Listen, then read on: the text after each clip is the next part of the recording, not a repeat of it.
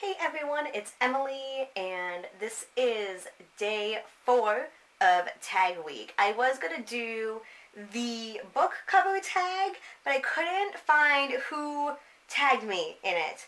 So, if you tagged me in it, please let me know because I can't remember. So, I'm gonna do the Hamilton tag instead. So I was tagged by Kirsty for the Hamilton tag. For those of you who don't know, Hamilton is this awesome musical that has come out in this past year and is about Alexander Hamilton, the founding father. It's a hip-hop musical, and frankly, I'm completely obsessed with it. And if you don't love Hamilton, well, you probably haven't listened to it yet, so you need to go listen to it and love it as well, because I don't think I've really heard of someone who has listened to it and been like, yeah, that's really bad. Like, I have not heard a single person say that, ever. So, you need to go listen to Hamilton.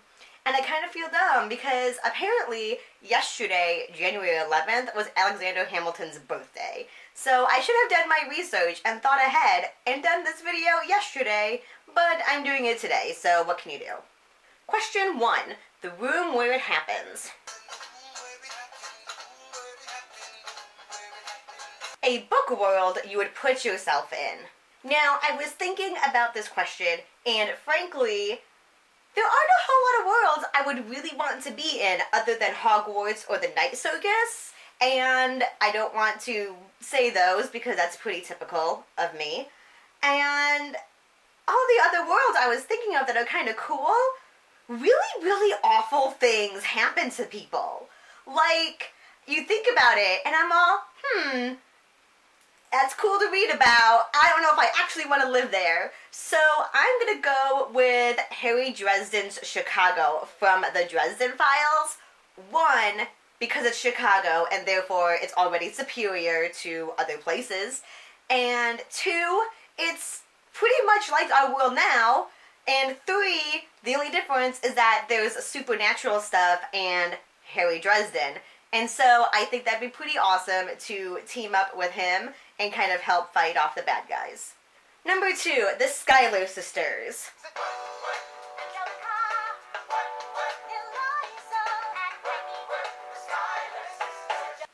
An underrated female character. So a lot of the books I read actually have really, really awesome female characters and ones that aren't underrated. Like, people will acknowledge that, yes, those characters are really, really awesome. So I'm going to go with one where there's a series itself that's kind of underrated, and therefore the main female character is underrated, and that is the Ministry of Peculiar Occurrences series and Eliza Braun. She's freaking awesome. I love her. She's hysterical. She's really tough, but she's also like this really like oddly maternal person too. It's really, really interesting, and it's hard to explain her character without giving a ton of spoilers, but seriously, Ministry of Peculiar Occurrences, Eliza Braun, you'll love her. Number 3, My Shot. I am not throwing away my shot. I am not throwing away my shot. Yeah, I'm just like my country. I'm young, scrappy, and hungry, and I'm not throwing away my shot. A character that goes after what they want no matter what. And I'm gonna go with Scarlett O'Hara from Gone with the Wind by Margaret Mitchell. Like, either you love her or you hate her, but you cannot deny that she goes after what she wants. I mean, you know, there's that whole, if I have to lie, cheat, or steal, or kill, I'll never go hungry again. I think Alexander Hamilton would kind of be on board with some of that philosophy. And yeah, not everyone loves her, but she'll do what it takes to get what she wants. Number 4, Stay Alive.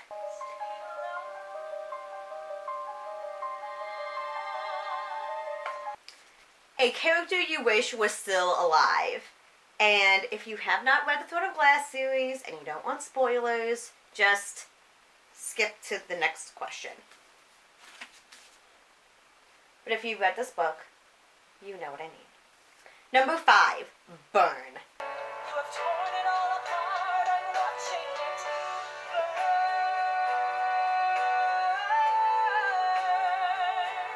Watching it burn.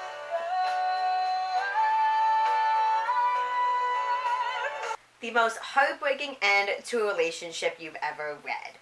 So this one, it's kind of a spoiler for books written by Elizabeth Chadwick about Sir William Marshall, and I'm referring to The Scarlet Lion.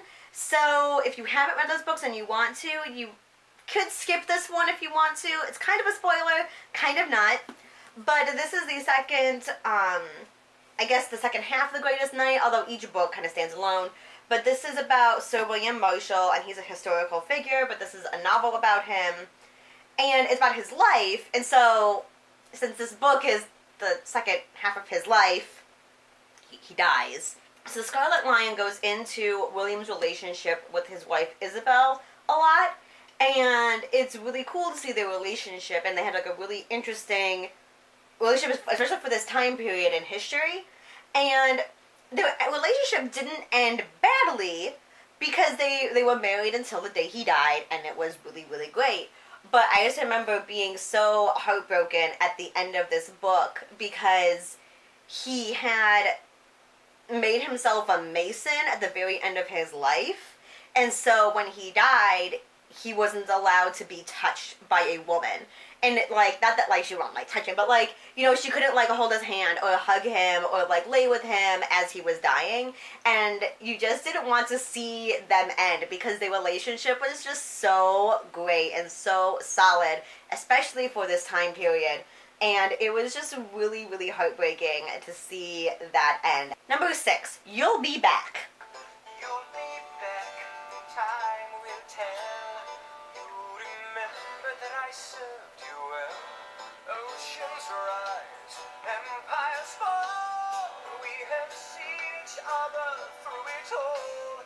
And when push comes to shove, I will send a fully armed battalion to remind you of my love. Sassiest villain. And depending on what book you're reading, he may or may not be considered a villain. But I'm going to go with the vampire Lestat from the Vampire Chronicles. He's definitely the villain in Interview with the Vampire, so we'll go with that book. But I just love Lestat. Like, he's really sassy. He's way full of himself and overly confident. And I don't know. There's something about Lestat that I just can't get enough of. I think he's fantastic. Number 7, the Reynolds Pamphlet. Reynolds Pamphlet. A book with a twist you didn't see coming. Now, here's the thing. Plot twists kind of go over my head. Not exactly go over my head, but like I tend to get super sucked into books. And so when there's a plot twist coming, a lot of times I don't see it coming. Sometimes I do, but sometimes I don't, because I'm just so sucked in and so engrossed. I'm just kind of like, oh my gosh, what's happening? And so a lot of times I'll read a book and there'll be this like plot twist that everyone else guessed except for me. And then I go back and reread the book, or I look back and I'm like, oh, yeah, I totally should have seen that coming. But I'm going to go with More Happy Than Not by Adam Silvera. Some people saw the plot twist coming in this one. For some reason I didn't. And again, I can't tell you what it is because of spoilers.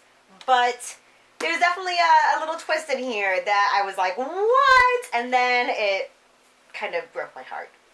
8, Non-Stop.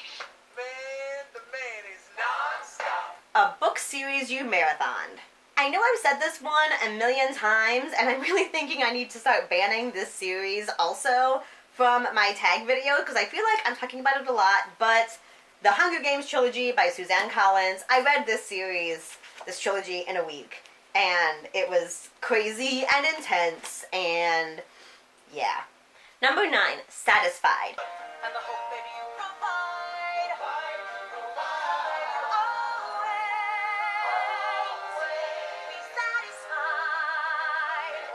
Favorite book with multiple points of view. And this one, I'm going to go with the Game of Thrones series because every chapter is told from a different point of view. And I know as I was first reading the series, it totally confused me and it would throw me off. But as I've gotten used to the series and the style, and I've gotten to know the characters more, it's just so awesome to see all these different points of view and all these different characters, and it's really, really awesome. Number 10, Who Lives, Who Dies, Who Tells Your Story. Let me tell you what I wish I'd known when I was young and dreamed of glory. You have no who tells your story. President. A book or series that you think will be remembered throughout history. Okay, I guess I have to break my rules again, because frankly, you are begging me to say Harry Potter. And honestly, I don't really know of anyone who would really disagree with me.